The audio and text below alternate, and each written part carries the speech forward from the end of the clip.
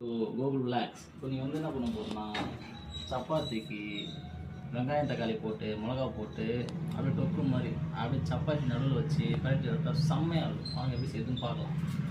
வந்து இன்னும் கொஞ்சம் தக்காளி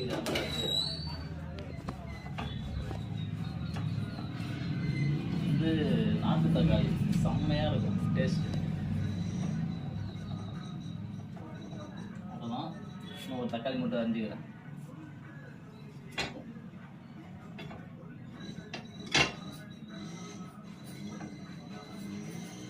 இப்போ என்ன பண்ண போகிறேன்னா எண்ணெய் ஊற்றணும்.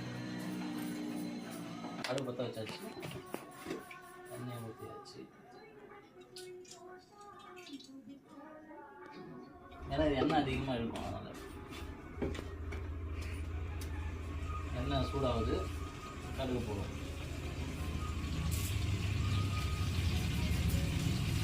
கடுகு அதிகமாக போட்டால் ஆம்பளைங்களுக்கும்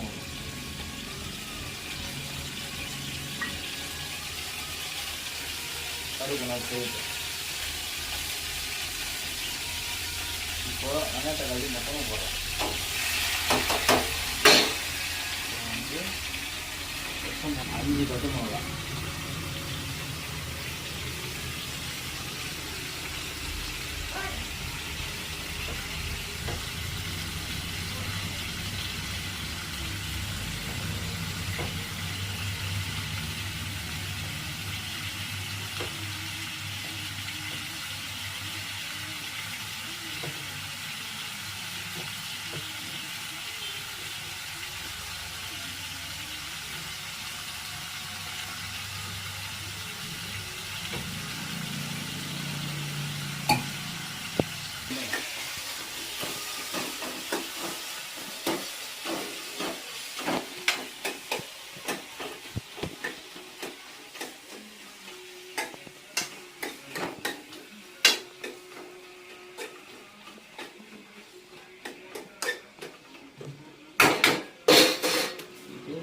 தனி மிளகாய் தூள் போடணும்.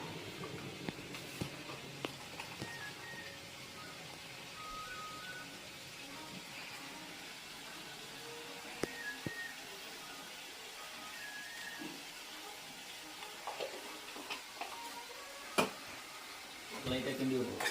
தனி மிளகாத்தூள் வந்து கொஞ்சம் பத்தலை, அதனால் கொஞ்சம் தனி மிளகாத்தூள் போட்டுக்கிறேன். ஆனால் இருந்தாலும் காரமாக தான் இருக்குது, நல்லாயிருக்கும். சப்பாத்தி செம்மையாக இருக்கும். உப்பு கொஞ்சோண்டு போட்டுக்கலாம்.